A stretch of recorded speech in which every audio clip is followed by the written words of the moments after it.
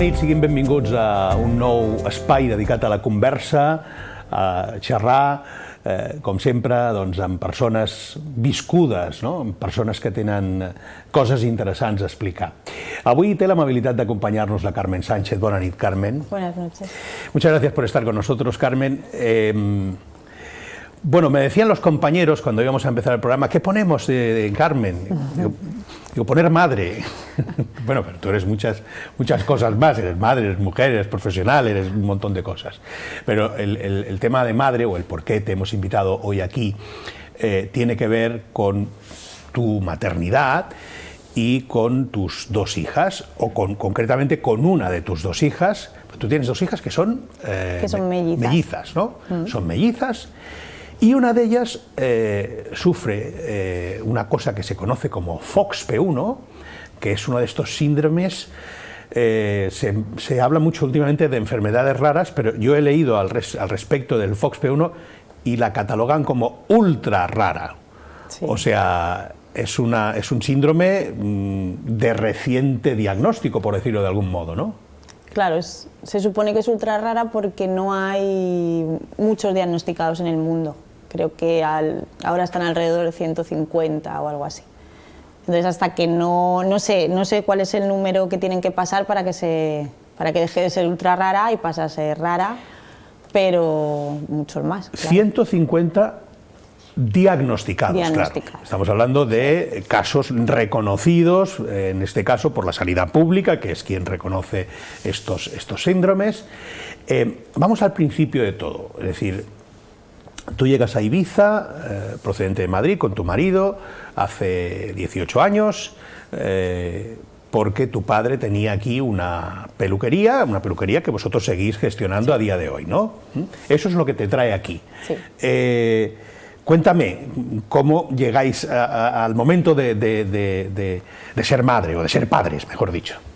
Bueno, quisimos ser papis y es verdad que estuvimos un tiempo intentándolo y no podíamos, y tuvimos que recurrir a una fecundación in vitro.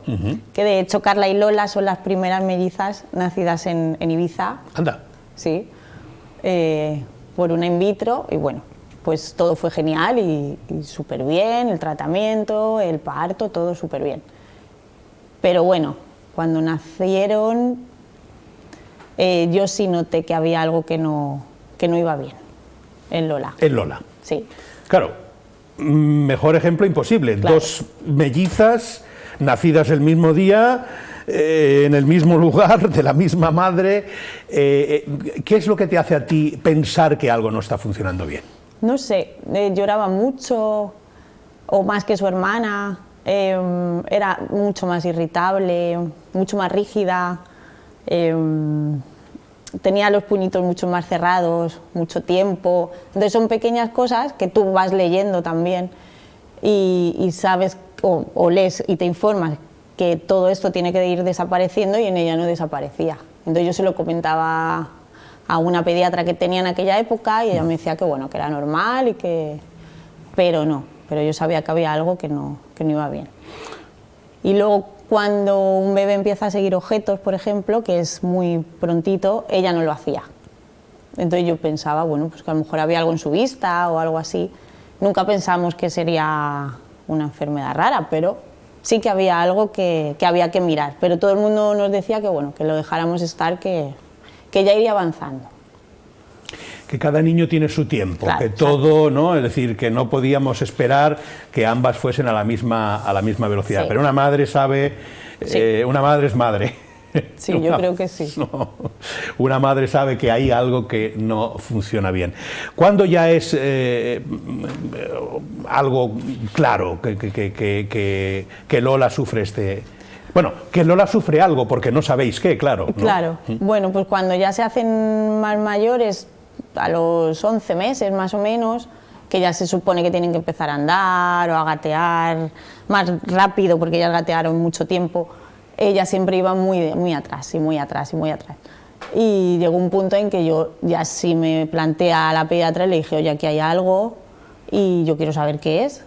Y me dijo, bueno, puede ser un tipo de autismo, pero déjalo estar, que ya veremos. evidentemente como madre tú no vas a dejarlo y a ver qué pasa.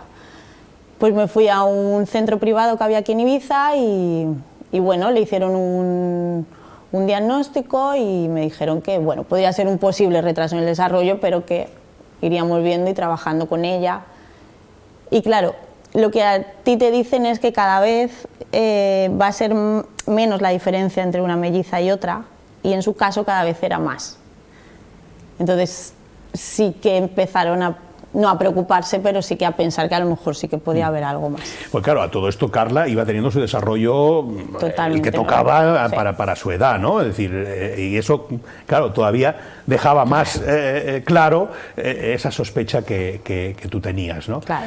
¿Cuál es el primer médico o doctora que toma en serio el caso? Bueno, en serio, es verdad que yo tengo que decir que tiene un pediatra que es una maravilla, o sea que yo con él ningún problema. Y lo que sí que es verdad que él siempre le quita como mucho hierro al asunto, incluso ahora que ya tiene el diagnóstico, es como, bueno, déjala que ella ya avanzara. La primera persona que quiso interesarse en saber qué era fue la psiquiatra. Y sí que es verdad que ella no paró hasta que ha tenido su diagnóstico. Pero quitando a la primera pediatra, que no nos gustó nada, los demás que han estado con Lola es verdad que muy bien. Lo que pasa es que ella sí que quiso ir más allá y saber qué era y no dejarla solo en un diagnóstico básico de los que hay millones de niños englobados en eso y no les sacan de ahí. ¿Cómo se detecta que se trata de ese trastorno, de ese FOXP1? Le tienen que hacer una prueba genética. Primero le hicieron la primera prueba, que se llama RAI, y ahí salió todo bien. La psiquiatra no se quedó conforme, entonces me dijo, bueno, vamos a pedirle un exoma completo y vamos a conseguir, a ver si nos lo dan, porque no es fácil. Se lo concedieron y ahí sí sale lo que tiene. Es una prueba cara, es una prueba que tiene un coste elevado para la seguridad social. Elevado, sí. Por tanto, claro, entiendo que la sanidad pública es prudente a la hora de solicitar ese tipo de pruebas que se hacen en un laboratorio privado, entiendo, ¿no? Bien. ¿Cuándo, a qué edad ya tenéis el diagnóstico? Pues tenía 10 años. 10 años. O sea, 10 años, si me permites, Carmen, de incertidumbre, ¿no? Sí, de desconcierto, imagino, ¿no?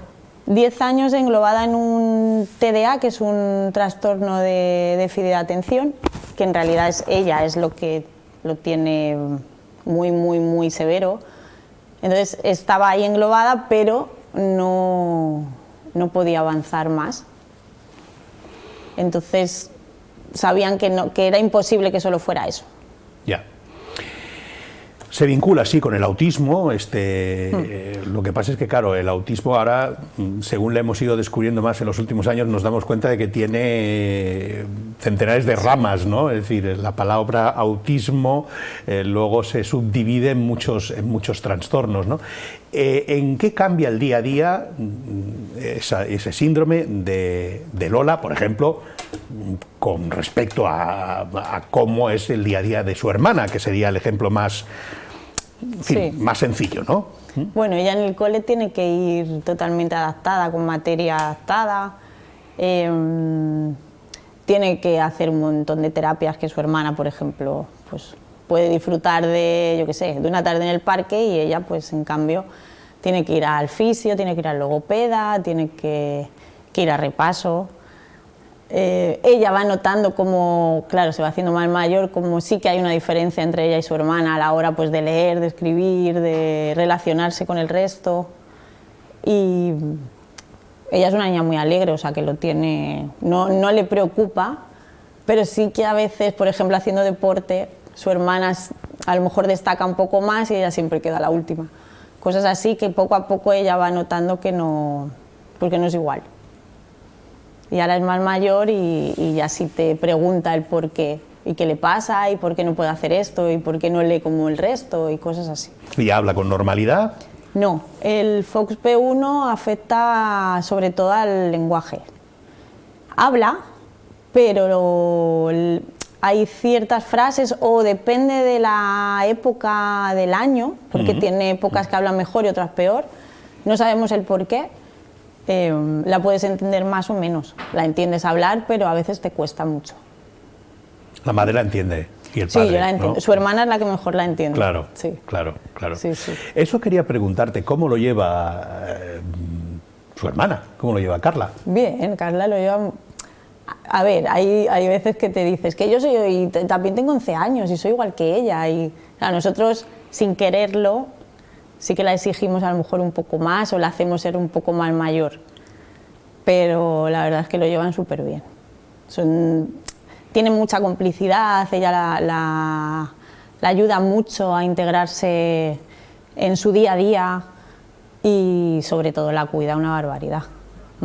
Y luego, por ejemplo, cuando hemos hecho la asociación, su hermana ha sido la primera en yo quiero estar ahí, yo quiero formar parte, yo quiero ayudaros. O sea, que ella está muy integrada en lo que en la vida de Lola. Bueno, muy implicadísima como, sí. como hermana, podía haber sido que no, claro, podría exacto. haber mirado hacia otro lado o entenderlo menos y sin embargo, bueno, yo me imagino. Claro, a vosotros como familia, esta situación, todos estos años, como yo decía antes, de incertidumbre, ¿cómo os ha afectado? ¿Cómo lo habéis llevado? Bueno, la verdad es que somos muy tranquilitos, entonces muy bien, ¿eh? No ha sido... No sé, yo me pongo en la piel de otras familias que he visto en este tiempo y jolín, parece a veces incluso que no le demos casi importancia a lo que tiene. Pero la normalizamos tanto y normalizamos que bueno, que te puede pasar y que oye, que hay que hacerlo y ya está, y somos sus padres y para qué te vas a estar lamentando si puedes ayudarla. Entonces nosotros somos así y la verdad es que lo llevamos súper bien, muy bien. Nuestra sociedad no está preparada, Carmen, para integrar personas como tu hija y como tantas otras personas, ¿no? que sufren otro tipo de trastornos. No nos han educado para ello, ¿verdad? Bueno, queda mucho camino en esto. Yo pienso que los coles hacen un gran trabajo, pero pienso que las familias en casa son las que más trabajo tienen que hacer con sus hijos. Porque Lola está en su clase súper integrada, pero conozco a otros niños que lo pasan muy mal.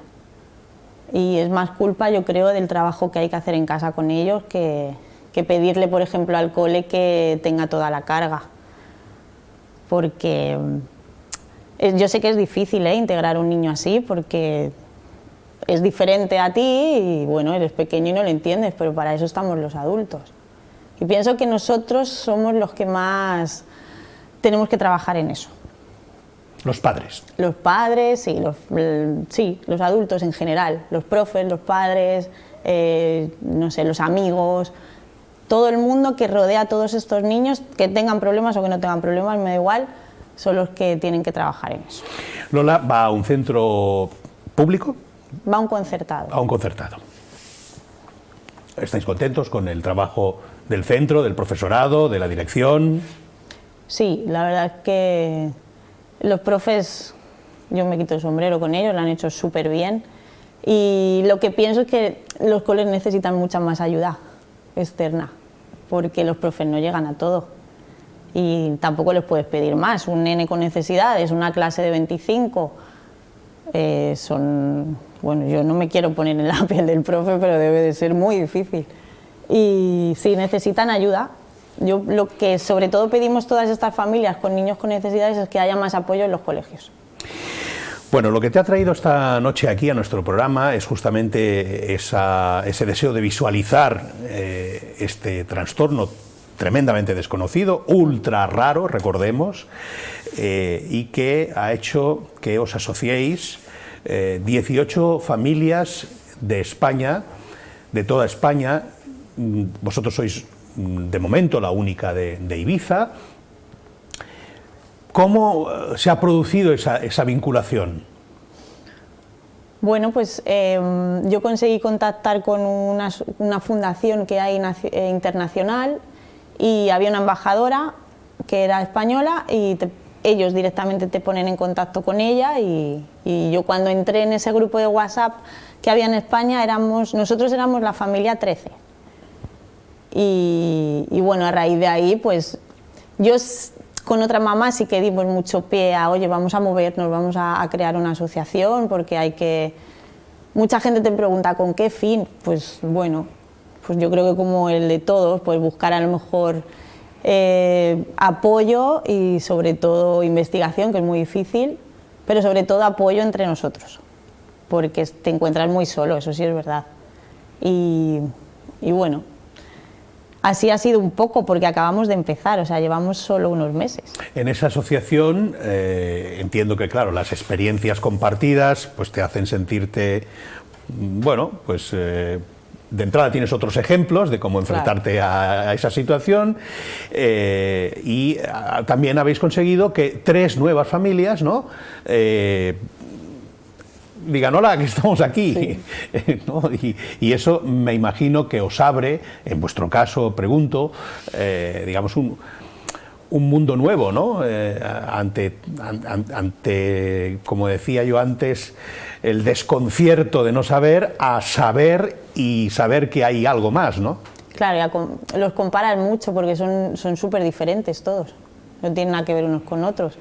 Y sobre todo los que no hablan, porque hay muchos que no consiguen hablar. Los papás siempre se apoyan mucho en los que hablan un poco más o para ver si van a conseguir hablar, porque tú preguntas a los médicos y como ellos no te saben decir nada, al final los que resolvemos las dudas somos entre nosotros, los propios papis, con nuestros niños, porque no hay más, o sea, hay mejor investigación que la nuestra con ellos, pues... Ya. Hablabas antes de las ayudas que necesitan los centros escolares con respecto a estos casos. También imagino que la asociación lo que busca es también ayuda a las familias, ¿no? ¿Con qué problemas os habéis encontrado de tipo económico, de tipo estructural, a lo largo de estos años? ¿Y qué es lo que habéis echado en falta de la administración pública? Bueno, sobre todo que a mí lo que me alucina es que cada comunidad tenga sus ayudas. O sea, si un niño con este problema en Baleares tiene unas ayudas, en Madrid, por ejemplo, tiene otras, en el norte tiene otras, si es o sea, la enfermedad es igual en todos, entonces, ¿por qué en cada comunidad tiene que haber una ayuda diferente? Esto es lo que no entendemos mucho. Y bueno, a ver, es que hay mucha carencia ahí, es que no... Yo no te puedo hablar de ayudas porque en realidad nunca he recibido ninguna. O sea, la única que me han llegado a dar es la dependencia, que me la dieron hace poquito, pero nunca he conseguido una beca escolar, una ayuda de comedor, nunca, jamás. Entonces, para mí, yo tengo toda la falta de ayudas del mundo. Ya. ¿En qué consiste la ayuda de la dependencia? Pues vienen a casa a valorarla para ver qué grado de dependencia o qué autonomía tiene ella y bueno, también eso es un baremo muy amplio porque claro, muy chiquitita, tiene 11 años, al final claro que depende de un montón de cosas. Sobre todo miran a ver si va sola al baño, si necesita a alguien que esté todo el día con ellas, entonces tiene grados y bueno, Lola ahora tiene un grado 2 que es revisable cada, creo que 5 años o 6 y luego pues depende de cómo ella vaya avanzando, bajará o subirá, es un poco como la discapacidad. Ya. Lo que pasa es que la dependencia sí que es verdad que según ella vaya avanzando seguramente si ella avanza bien pues bajará y entonces la ayuda baja. Claro. ¿Ella se puede quedar sola? Bueno, a ver, no, se puede quedar sola porque ella sabe hacer cosas sola, pero como es un trasto, porque no tiene, o sea, así como su hermana, pues se puede sentar a ver la tele o hacer los deberes sola. Ella si está sola, sabes que cuando llegues a casa la ha liado. Entonces sola no la puedes dejar, pero ya no sabemos si es porque ella es así o porque el síndrome le hace ser así. Hay una cosa que me ha llamado la atención de lo que me explicabas al principio, Carmen, cuando me hablabas de Lola bebé. Los puños cerrados, mayor rigidez. ¿Tú crees que ella sufre este trastorno? Yo creo que sí, porque cuando empezó a ir al fisio, claro, ellos te van explicando una serie de cosas que tú no entiendes o el por qué las hace. Lola, por ejemplo, se ata los cordones muy fuerte. Todo en el cuerpo tiene que estar como muy apretado. Las gomas del pelo, incluso llega a hacerse daño a veces, de atarse, pues yo qué sé, un cordón de un chándal y llevar la cintura casi lila. Y la fisio me explicó que muchos reflejos primarios no los pierde. Entonces ella va buscando esas estrategias para poder estar como metida dentro del mundo. Ella hacía eso en los zapatos para no perder el equilibrio, porque el reflejo de los bebés, no sé cómo se llama, que les hacen así, abren las palmas de las manos y los pies, ella no lo había perdido, entonces cuando apoya el pie pierde el equilibrio. Entonces al atarse mucho los cordones, tiene el pie como súper sujeto y no se cae. Claro, yo le regañaba mucho, no te ates así los cordones. Y ella me decía, vale, pero volvía. Entonces ahora entendemos el por qué lo hace, ya no la regañas por eso. O sea, te van dando muchas estrategias para que sepas por qué vive así, por qué hace esas cosas, sin ella saber ni siquiera por qué las hace. Yo te decía antes que nuestra sociedad no está preparada para integrar estos casos. Tampoco los padres estamos preparados para la llegada de un hijo con un síndrome o cualquier otro, ¿no? ¿Cómo habéis ido vosotros preparándoos y superando etapas? Bueno, yo creo que ha sido tan intenso tener mellizas ya de por sí, y además una con problemas que ni siquiera te planteas el... Casi hemos preparado más a la familia, que se lo ha tomado como peor, por así decirlo, que nosotros mismos. ¿Sabes? Es como que la gente que lo ve desde fuera, o hay gente que le quita mucha importancia, eso no pasa nada, ya crecerá y se le quitará, que de esa gente hay mucha. Y luego está la otra parte de, ay, pobrecita, y pobrecita, y pobrecita. Entonces, bueno, tienes que ir preparando a la gente para que entienda que no pasa nada y que ya está, y que hay que vivir con ello y que hay que hacerla lo más feliz posible la vida y que hay que integrarla y que hay que tratarla como el resto. ¿Qué futuro deseas para Lola? Pues yo deseo que sea lo más independiente posible, que pueda trabajar, que pueda vivir sola o en un piso adaptado con... Eso nos da igual, pero sobre todo que sea independiente, porque tú como padre siempre piensas, y cuando yo no esté... Claro, tú lo que quieres es que ella, cuando falte quien sea, pueda vivir. Y no sabes...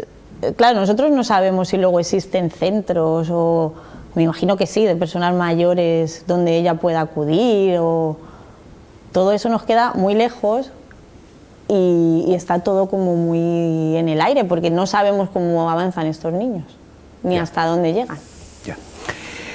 Claro, hemos pasado un poco de puntillas por las ayudas, vamos a volver a ellas si te parece bien, porque hemos hablado de la ayuda a la dependencia, pero vosotros en la asociación lo que intentáis es conseguir una ayuda más, digamos, específica para este tipo de casos, ¿no? ¿Cómo Bueno, está eso?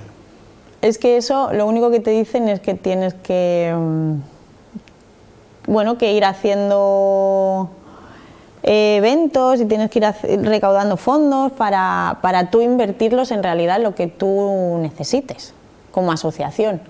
Entonces no sé si existe un paquete de ayudas específico para asociaciones, no lo sabemos todavía muy bien esto cómo va. Y la asociación está registrada en Madrid, entonces claro, Madrid ya se rige por otras normas, entonces nosotros no por ahí todavía no sabemos muy bien. Desde vuestra aparición en los medios, la tuya concretamente, hablando de Ibiza, ¿alguna institución, alguien relacionado con el ámbito sanitario ha contactado con vosotros, se ha interesado? No, con nosotros contactaron, bueno, pues todos los medios de comunicación, que genial, y... Estamos ahí, ¿eh? Sí, estamos ahí, ¿eh? No, genial, súper bien. Y...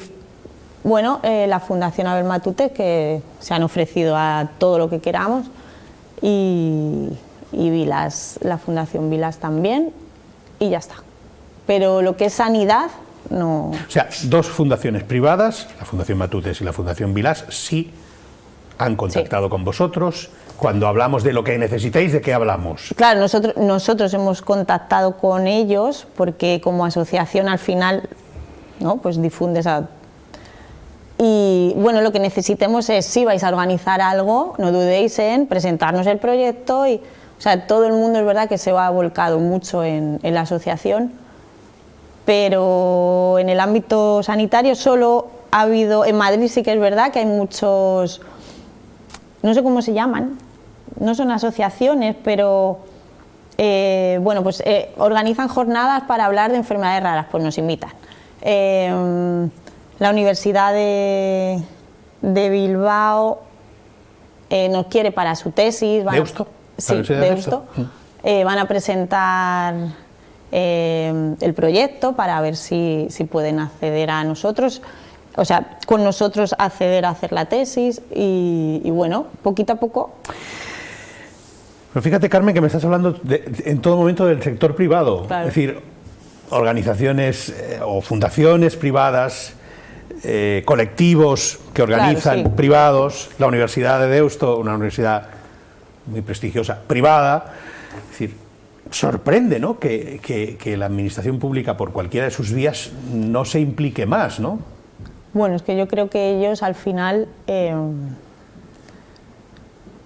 Claro, es que yo creo que hay tantos niños y tantas enfermedades raras y que al final cogen como las que más niños tengan y les meten en un estudio y poco más hacen, porque yo creo que no hay nada más que se pueda hacer en este tipo de casos. Pero nosotros es que somos 18 en España. Es que uno en Ibiza. Una en Ibiza. En Baleares, se supone. Entonces, claro, uno en Baleares, el otro no sé dónde. No hay un... Nosotros también nos quejamos mucho de que no hay una conexión entre todos los centros públicos o hospitales públicos donde estos niños se diagnostican, porque nosotros no sabemos si existen más en otras comunidades. Tampoco los padres saben que existimos. A lo mejor no tienen redes sociales. No sé. Nosotros pedimos como asociación y es lo que vamos a intentar pedir. No pedimos, vamos a intentar pedir que existiera como un fichero común o por lo menos de la nuestra, donde se almacenaran todos los niños diagnosticados en España, pues por lo menos para que las familias pudieran tener un apoyo. Ya no digo que investiguen sobre ello, pero que les pongan en contacto con nosotros, por ejemplo. Yo voy a apretar un poquito más, yo creo que las administraciones públicas que estén viendo este programa o que les llegue noticia de tu paso por aquí o por el resto de los medios de comunicación, deben dar un paso adelante. Entiendo los problemas burocráticos, entiendo las situaciones, pero para eso están las administraciones públicas, para ayudar a las personas que lo necesitan, y es evidente que en vuestro caso pues necesitáis ayuda, y no hablamos solamente seguramente de cuestión económica, sino de muchas otras cosas que al final redundan siempre en inversión económica, claro está, pero es que para eso es para lo que tenemos una sanidad pública y universal, y debe actuar. Sí, a ver, deberían de ponerse más en serio con estas cosas, sobre todo porque lo que en nuestro caso no existen adultos diagnosticados, no sabemos hasta dónde va a llegar y estamos seguros de que hay un montón de adultos que tienen este síndrome y bueno, pues por ejemplo, hay una plataforma que lucha mucho porque se integre la unidad genética en los hospitales y como no existe en España, creo que somos el único país en el mundo que no tenemos unidad genética en el hospital, pues claro, las pruebas no se hacen. Entonces si por ese lado se apretara un poquito más, seguramente no existirían enfermedades ultra raras cada 2×3. Claro, es ultra rara porque existen muy pocos casos, pero son muy pocos casos los que se conocen. Claro. ¿Cuántos casos habrá? Es imposible de saber, ¿no? ¿Cuántos casos habrá que sean FOXP1, pero que no se hayan diagnosticado como FOXP1, ¿no? Por ejemplo, yo me di cuenta el otro día, si tú ves la fundación, hay fotos de niños colgadas de cuando eran bebés y mayores, ¿no? Y todos, o yo creo que el 99%, nacen con una mancha en la frente y en el ojo. Una mancha roja, que muchos bebés nacen con ella. Pero si estos bebés que nacen así, añadido luego tienen problemas de desarrollo, un autismo, problemas en el lenguaje, bueno, pues si tú todo eso ya lo tienes sobre la mesa, puedes hacerles una prueba genética y a lo mejor llegar a nuestro diagnóstico. Ya solo sabiendo eso, porque todos los de España han nacido con esa mancha. En Estados Unidos hay un montón. Joder, yo me he dado cuenta mirando 5 fotos. ¿Sabes? Quiero decir que si se implicaran un pelín más en esto, pues saldrían, yo pienso que este síndrome dejaría de ser raro. ¿Cómo lleva Lola las emociones? ¿Cómo gestiona las emociones? Las buenas, las malas, la alegría, la felicidad, la tristeza. Bueno, pues bien, Lola es súper alegre. Ahora un poco menos, porque está empezando a ser adolescente y bueno. Pero también llega el pavo ahí, también hombre, llega el pavo. Sí. Y además sí, llega de lleno. Y la verdad es que Lola, bien. Si se enfada muchísimo, y si está alegre, es la más alegre del mundo. Pero normalmente le dura el enfado muy poco. Siempre está feliz. Pero Carla, su hermana, también es de esos extremos, también no. Es más temperada en ese caso, ¿no? Claro, Carla sabe además cuándo tiene que estar más contenta o menos, cuándo se puede enfadar más, pero Lola no tiene ese filtro.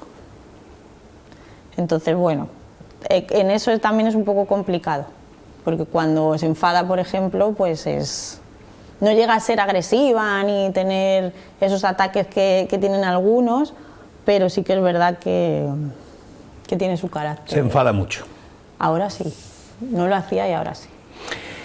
Carmen Sánchez, nuestros mejores deseos. Pongo también a vuestra disposición desde nuestra modestia la televisión de Eivissa y Formentera y el grupo Prensa Pitiusa. Estaremos encantados de también sumar en cualquier iniciativa que podamos aportar. Te agradezco mucho la visita y os deseamos lo mejor, no podemos desearos otra cosa. Mil gracias. Muchísimas gràcies a ti, que tengas buena vida. Gràcies. I a vostès, ja saben, ens esperem aquí el pròxim dimecres amb un altre temps d'actualitat, amb el nostre temps de política i debat, o bé el pròxim diumenge, si desitgen, amb el nostre temps de conversa. Que tinguin molt bona setmana. Gràcies i molt bona nit. Que vagi molt bé.